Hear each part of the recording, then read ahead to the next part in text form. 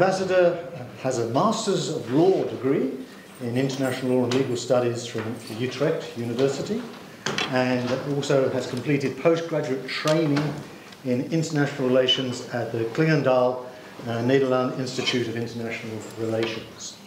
So as well trained as anyone in this room, I would argue. Has been in the Dutch Foreign Service since 1998 and served as a policy officer at the Human Rights Department initially. She's also been First Secretary of the Netherlands Mission to the United Nations in New York, and most recently, in August 2018, became the Ambassador for the Kingdom of the Netherlands to New Zealand, Fiji, Samoa, Tonga, Kiribati, and Tuvalu. So and Cook Islands now. I added even. Now. Oh yes, I didn't even add it. No. So clearly you have busy weekends doing all of that. And the only other thing that might be of interest to people in the room, that earlier in your career you were the head of the South and Southeast Asia and Oceania Division in The Hague in the Dutch Ministry. So we welcome you and thank you so much for proposing this interesting topic. Thank you. The normal rules, it's Chatham House rules. We're recording the presentation, but we will stop recording at the end of the presentation and then hopefully have 20 minutes or so for Q&A that people can raise issues either we talk about or possibly surprise issues. Other issues. I can't guarantee how well disciplined our audience is today. Thank you very much. Thank you. Thank you very much, Martin, and thank you very much for the university to give me the opportunity to talk about this topic as well. And I proposed indeed a bit of a new topic, or at least I hope so, that it is not being addressed before, about the European Union and NATO. And as there are quite a lot of common challenges for both organizations, but of course very different organizations. So what we look at, I don't know, is this... Just going to get rid of it. Today, yeah, so a little bit of a short introduction, but very quick introduction to the Netherlands, Dutch foreign policy, EU defense and security, NATO, EU and NATO, and some of the relations, also a little bit more of the specifics of the of both organizations, the new security challenges, and of course Q&A. Introduction to the Netherlands. Now, as I don't know how many people have been actually in the Netherlands, but this is a typical picture of Amsterdam. A lot of canals, old houses, and a very full city, full country. And Netherlands is on the world map. You can see here we are really a tiny dot in the world, but also in Europe. Actually, it's a very small country. And in Europe as well, you can see we're next to Germany, next to Belgium, and North Sea, and the UK is close as well. Just a short question, because we have like an important feature of the Netherlands is actually that it's a very low-lying country. We don't have any mountains, not like New Zealand. So always in my introduction, in my paper, I have to find my mountain, and I always say that the mountain is the Woldberg, which is also my last name, and that's a hill actually of 300 meters, but for us that's already quite high, because a big part of the Netherlands lies below sea level. Very interesting. Anyone has any idea about like how how big is that part that we're from the Netherlands? If you look at our country, that's actually below sea level. 1/3? 1/4. Okay, look, we have like a quarter indeed is below sea level, indeed. But 55% is at risk. And you can see in this picture what it would mean actually if the water is rising. And if we don't have enough protection, if we don't implement the adaptation measures that we already do by having the dikes, the delta work, and all the other specific waterworks that we do to protect the country. And I think that's a very specific feature actually of this country, because if you also see in these pictures actually that Schiphol Airport, our main hub, is 4 meters below sea level. Amsterdam is 1 meter below sea level, and like majority of the strip where actually the money is made in the Netherlands, where 70% of the economy is coming from, is actually below sea level, the whole part. So I always jokingly say to my German colleague, be aware, we have to work very hard to pump out the water, because otherwise we will probably move on to the east. The population of the Netherlands is actually almost about 18 million nowadays. And just to give you an indication, the whole territory is less than the district here, so less than Canterbury, so really small country. At the same time, just another important feature of the Netherlands, we have a very high agricultural production rate. So we are the 2nd largest exporter in agricultural products in the world. And that's, of course, with this very small territory, quite a challenge. Abel Tasman was the first European who set eye on Aotearoa New Zealand in 1642. But he never went ashore, as you all know. But sold his map to Cook and some other people. The maps that he made, that doesn't mean that everything was already mapped at the time. Aotearoa New Zealand and the Netherlands, just some figures. Indeed, population 5 million. New Zealand, of course, now 17.3. It's a bit higher right now, actually. We have official languages Dutch and Frisian. Frisian is in the north, very small province that speaks Frisian, but it's an official language. 85% of the population speaks English as a second language in the Netherlands. And we have about 150,000 Dutch Kiwis in New Zealand, so with some kind of Dutch heritage. A lot of people have come, in thousands actually, in the 50s and 60s, specifically also around this area. There you can find many with Dutch heritage. But there are still about 45,000 with a Dutch passport. If you look at, we have a very diverse relation. I mean, Aotearoa, New Zealand, Netherlands as values. We have both value-oriented, both democratic nations. We have very warm and cordial relations. And if you see here, our King and Queen arrived in Aotearoa, New Zealand for a state visit, one of their first state visits in 2016, actually, and also visited Christchurch. And our Prime Minister visited Prime Minister Ardern in October 2019. And main topic was at the time climate change. And I think that's very clear. For us, this is a big priority, as I explained, with the water and the sea level rise. This is quite an existential issue for us. Adaptation is really a big priority in our government policy. But we have also a huge interest to ensure that emissions will be reduced by as many countries as possible. And New Zealand and the Netherlands work very closely together on this particular issue, also on reduction of agricultural emissions. Again, a lot of Dutch people, and also Dutch, in normal years, a lot of travelers as well, as we found out when we had to repatriate so many people. Obviously, this is not the case anymore, but we hope they will come back one day when the borders are open and COVID is hopefully one day not gone. That's probably not realistic, but at least addressed in such a way that we can safely travel. The Netherlands is the 17th economy in the world, and I said mainly we have a large portfolio in agriculture, but also industry, very trade-oriented, just like New Zealand, very trade-oriented economy, and now we're now actually the 4th largest exporter in the world if you compare in percentages of share of global goods. And that has been increasing in the last couple of years.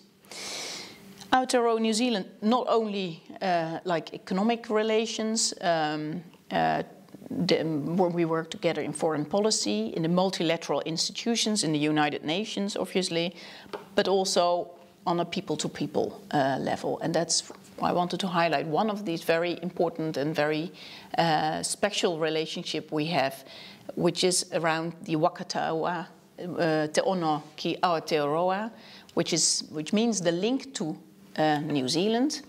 And it's the only Wakatawa in the Western Hemisphere that is on a permanent loan given to a student, like a Waka crew, completely trained also by representatives from the iwi in Nordland. They learned also the specific haka, which is completely linked to the Waka. They have their own waiata, and they take care of this Wakatawa already for 10 years, actually. It's a very special relationship, and in non-COVID times, every year, some of these Dutch rowers come to Waitangi to participate in the Waka pageant around the Waitangi commemoration. And they were for a very long time one of the only foreigners, so to say, who participated and who were part in the tent camp at the time. Dutch foreign policy, very quickly, I address some of these issues. If the priorities already, multilateralism is important, very important part. We are a small country, have a lot of interest in peace and security around the world, to freely trade, to feel safe and secure, just like New Zealand. International law is at the core of our foreign policy. As you maybe know, most of the international judicial institutions are based in The Hague. The International Criminal Court as well.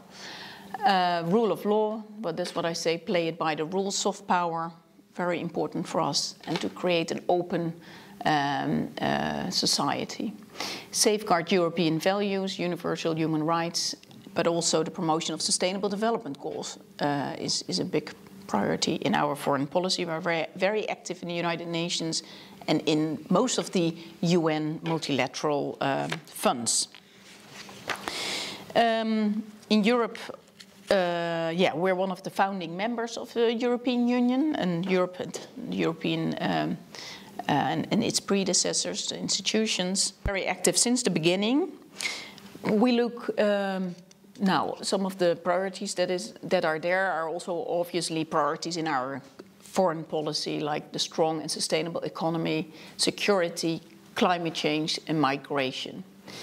If we look increasingly also into the EU foreign policy, where safeguarding European values and the defending of the rules-based multilateral order, we see we need our partners, we need to work together within the European Union to actually make progress, and therefore we think it's very important to work together to make progress.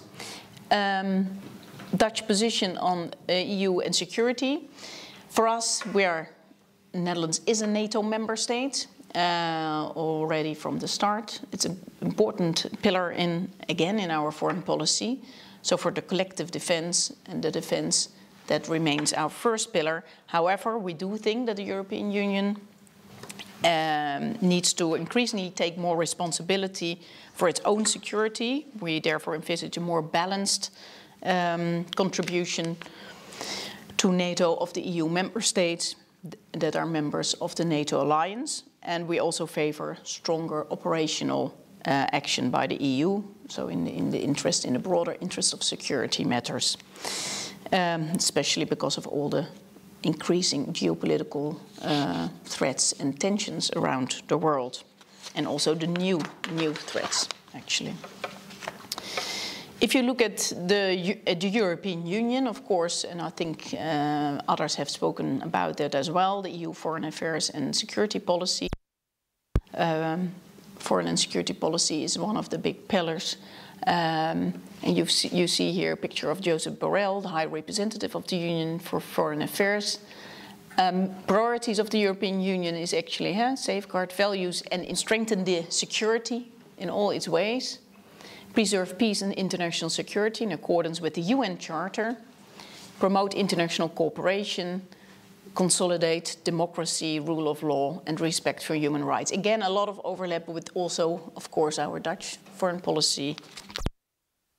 And important to note is that decision-making within the European Union about these issues is by the Council of Ministers and the European Council, and it's most of the foreign policy and security decisions are done or require. The External Action Service is an important tool of the European Union. It's its own missions, and you have probably seen the EU representative who was here before, Nina Obermeier. We have like an EU delegation as well in Wellington, but there are about 140 delegations now around the world to promote and protect the EU values and interest. And it's an important part because we work, yes, we have like also our own missions, obviously, but we work closely together, especially in a country like this, in New Zealand, where we have a lot of the same interest as member states, and we work closely together with the EU delegation, and we hope that it in fact like is strengthening each other, that we bring a lot of the same messages to countries around the world, for example, on climate change, on human rights as well.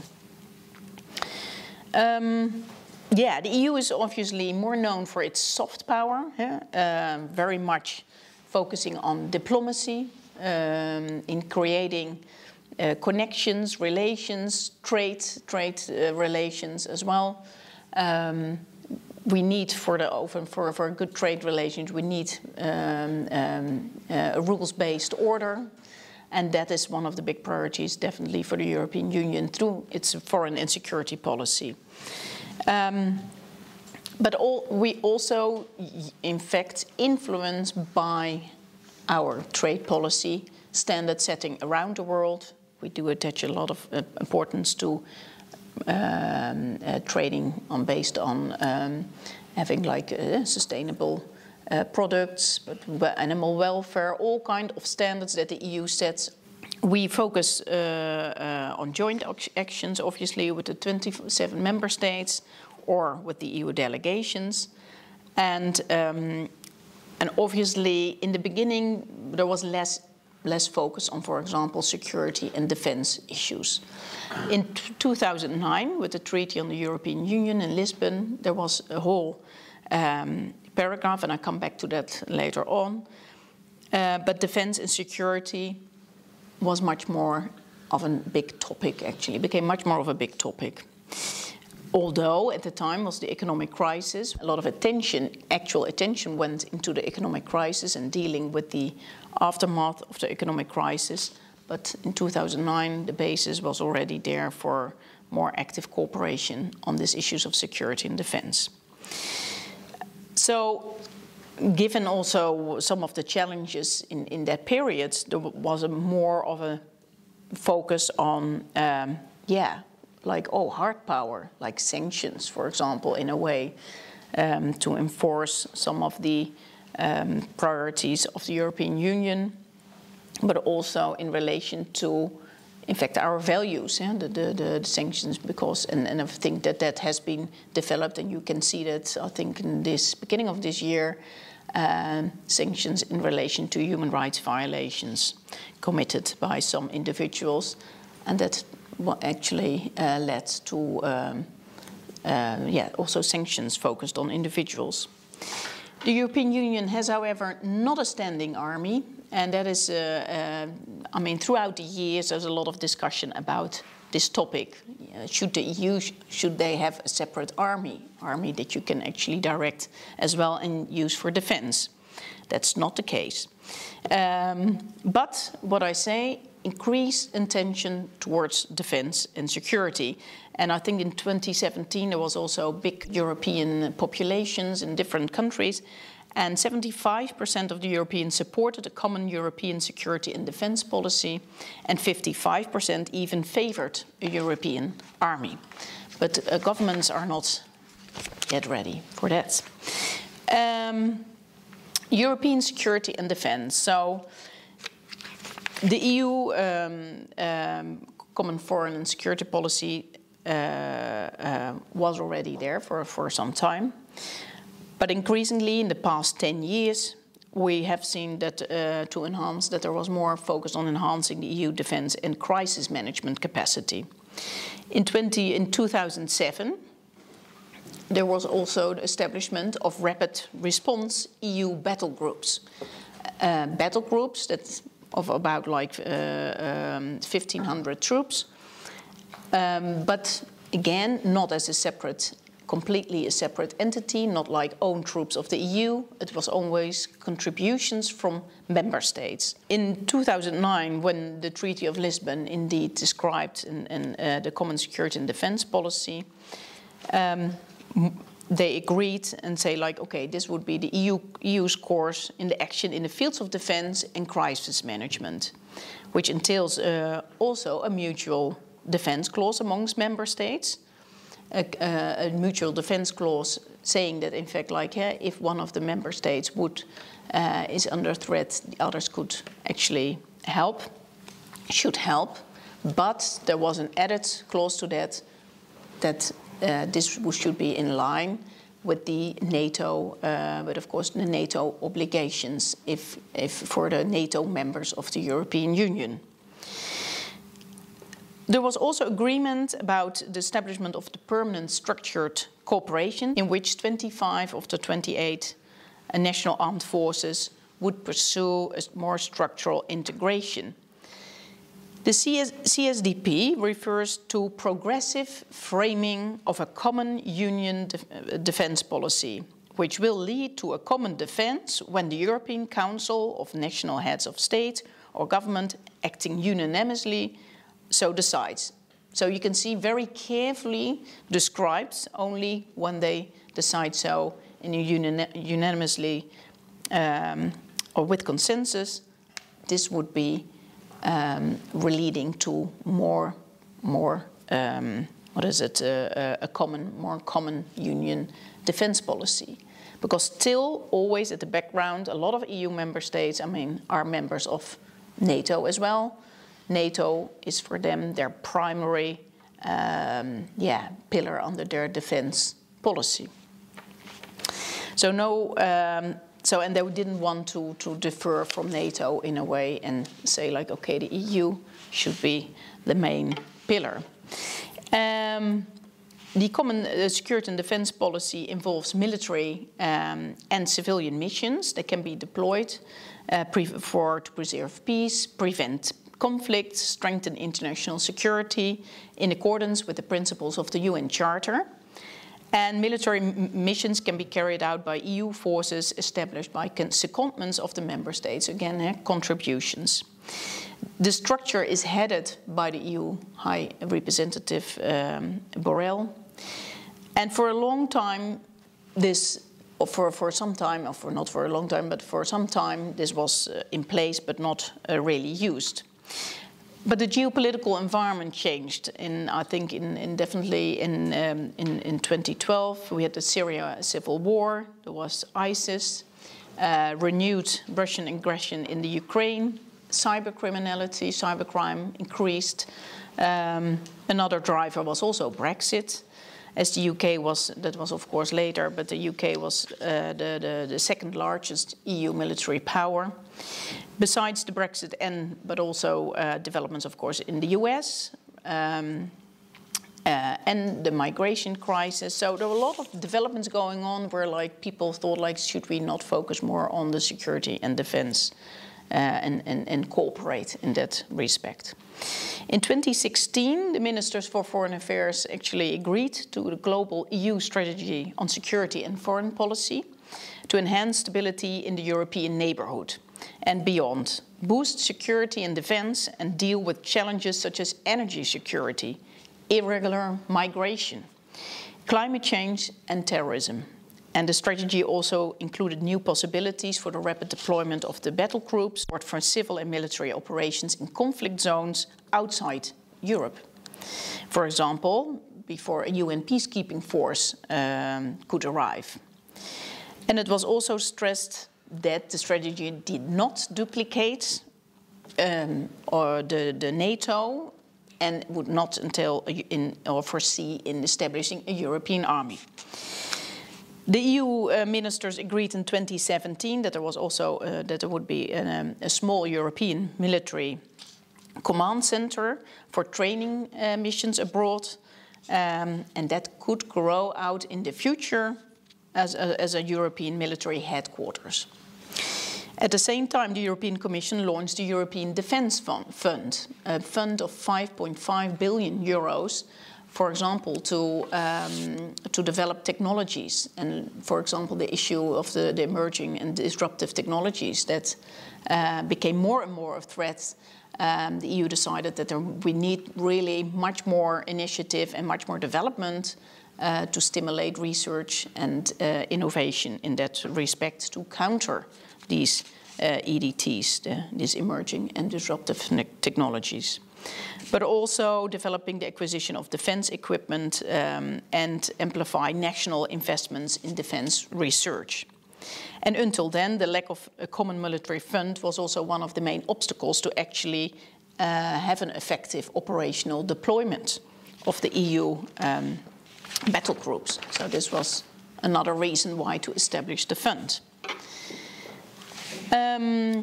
This is again like the global strategy, 5 priorities in that 2016, that moment, the security of the EU, state and societal resilience, an integrated approach to conflicts and crises, cooperative regional orders, and global governance for the 21st century.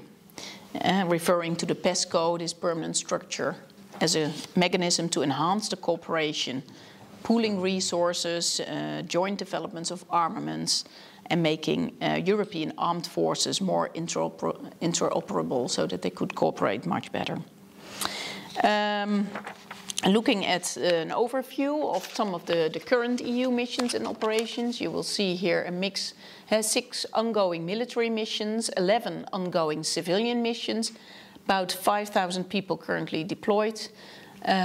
Objectives: peacekeeping, conflict prevention, strengthening international security, supporting the rule of law, prevention of human trafficking and piracy. And you see some of the very known ones like Atalanta, but also the mission that's already there in Kosovo for some time, Bosnia and Herzegovina since 2004, Althea. That's a mission that the EU took over actually from NATO. But also recent missions now in Mali and in the Central African Republic. Again, they are all made possible by the contributions of member states. And for example, like Atalanta, the Atalanta is of course the piracy mission, by the way, I forgot to tell, but that is a quite known one. And we have a mission on the weapon to maintain and enforce the weapon embargo against Libya, another important marine. Main elements of NATO it's a political and military alliance, so very much focused on the protection of the territory, and in that way more military or focused, obviously, than the European Union. The core principle of NATO is the collective defense clause, and that's the clause in Article 5 of the treaty of in which the NATO was established. Was that actually if a NATO ally is the victim of an armed attack, each and every other member of the alliance will consider this act of violence as an armed attack against all members and will take the actions it deems necessary to assist the ally attacked. Now, NATO's founding treaty, and I think that also the existence is quite clear. I mean, most people would know it was very much focused on the risk that the Soviet Union played at the time, and the concern created in this collective security arrangement. Article 5 was only invoked actually one time. Anyone knows maybe when? Long because of Kosovo, Serbia, because of Kosovo. No. Which member states felt attacked one day? Yeah, the other one. Now I can say it was the United States, the United States, after the 9/11 attacks, so they invoked Article 5, and that was the only time that it actually was invoked. So that also meant that at the time, after 9/11, the NATO engaged actively in the fight against terrorism and launching its first operations outside the Euro-Atlantic area and began a quite far-reaching transformation of its capabilities. Obviously, it started also a big operation, and that's probably more known. I don't know which country, you know, they were active in a large-scale military operation.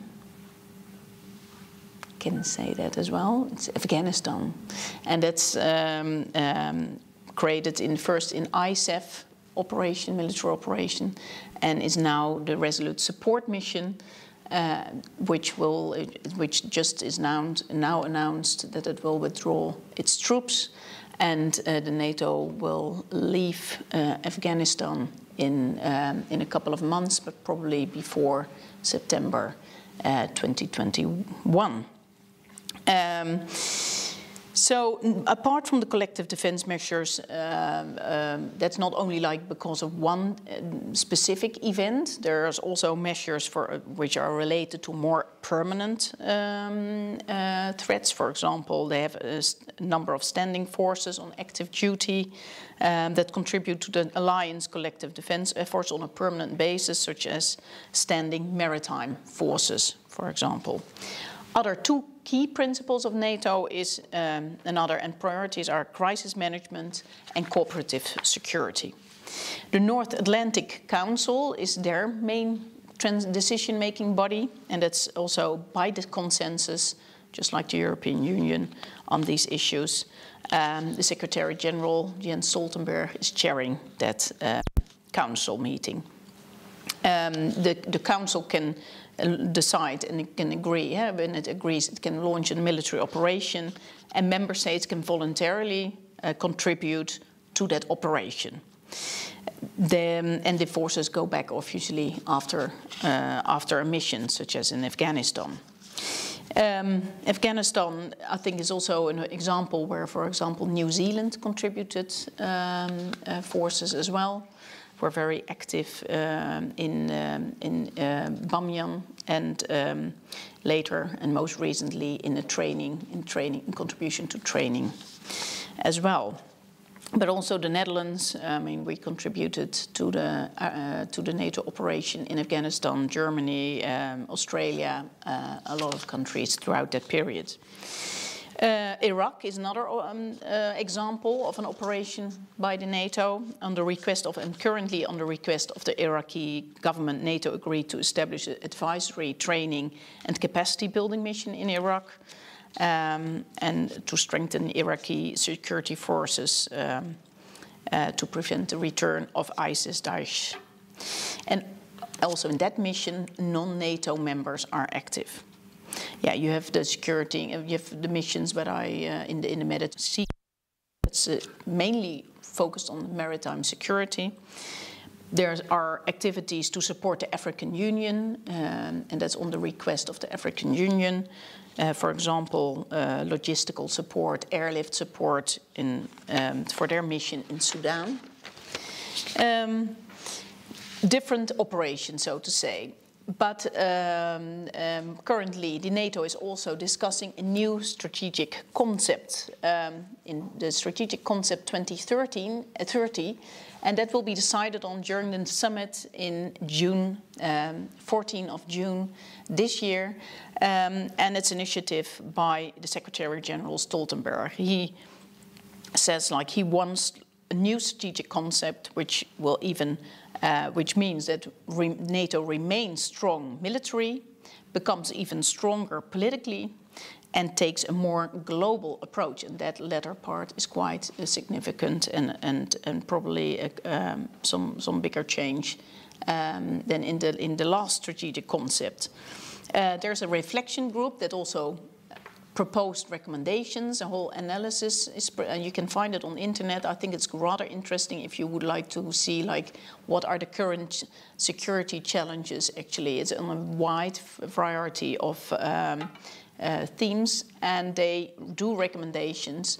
For example, and I said there is much more a return of systemic rivalry and new threats, and in the reports they recommended to look at these new security threats and new challenges actually that are there.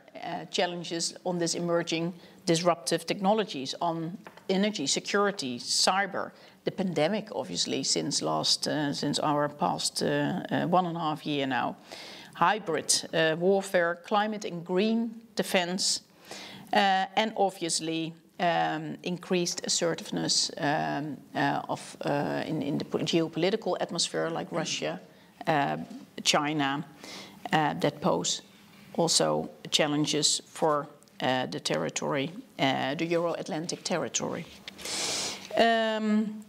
So that's on this. You can see here a kind of overview about the partnerships. NATO is again not only Euro-Atlantic, the focus is obviously on the Euro-Atlantic territory, but there are partnerships around the world. And you can also see that Australia, New Zealand, Japan, South Korea are part of the Asia-Pacific partnerships that the NATO has concluded.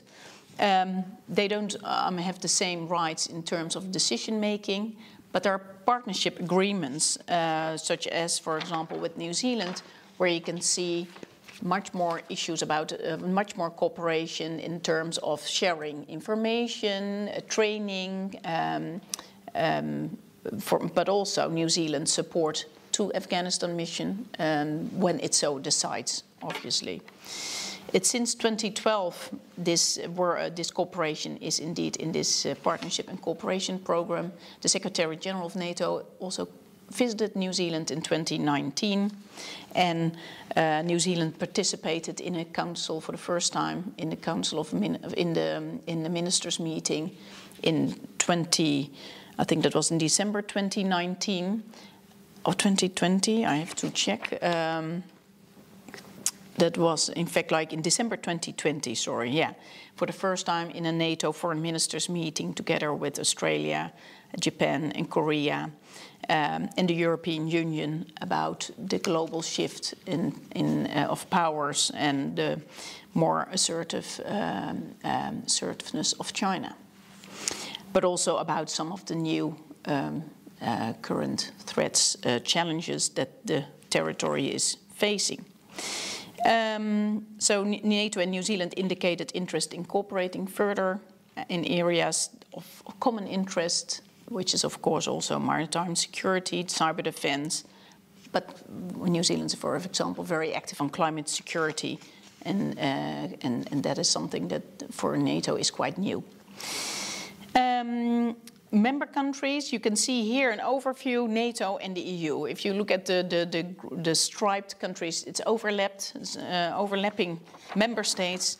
You have now the NATO and EU currently have 21 member states in common. So you see here that quite clearly.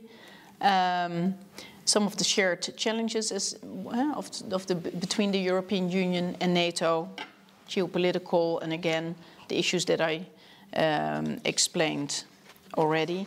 We see much more of a concern, obviously, within the EU, also how to deal with these separate challenges, which really fall within the defense and security area. It's quite also clear that everyone needs each other to cooperate and share more information to deal with this new situation and new challenges as well. Now, I think you can also see, and that was what I highlighted before, that there is an increasing competition between great powers. The rules-based order is being undermined. Now, a rapidly changing security environment, which requires a bit more cooperation between the different organizations. And you can see here, for example, the common agenda between the EU and the NATO, and where you see a lot of overlapping subjects. Hybrid threats, the maritime, terrorism, climate, and especially in the area of crisis management. If you, if we look at like the NATO and EU relations were more institutionalized in the early 2000s, and so have developed into a closer collaboration between the EU and NATO in the crisis management and operations with both military and civilian means.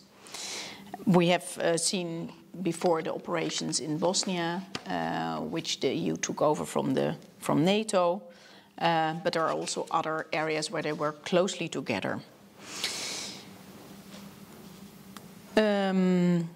There are also issues which create a bit of a tension. Obviously, if you look at both, EU and NATO have mutual defense clauses. Obviously, the EU's defense clause refers also to the NATO, but there are issues.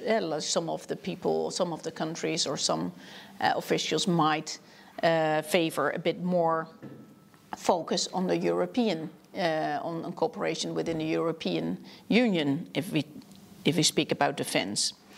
But also the EU ambitions in strategic sovereignty, if you look at and some tensions around the issue that, for example, member states of NATO, Turkey, is not an EU member state and has a conflict with one of the EU member states, which also has impact on a kind of the cooperation between both organizations. However, again, I think I would like to stress most issues identified by both NATO and EU in terms of challenges or in terms of threats are overlapping, and a lot of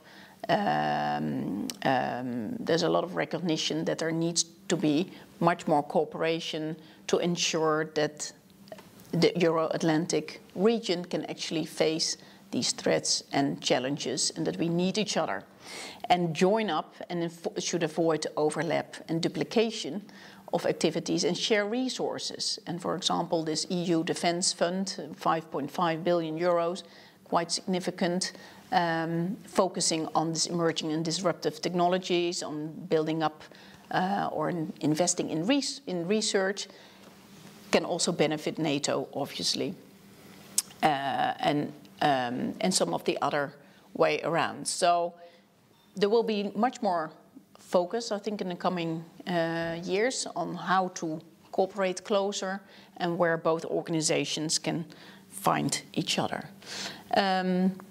I didn't now address any more the Indo-Pacific, but that's I think I have to skip in terms. Otherwise, we will not have enough time for questions and answers. So I would like to leave it here, and I'm open to any questions or on this particular topic or other topics as well. Thank you.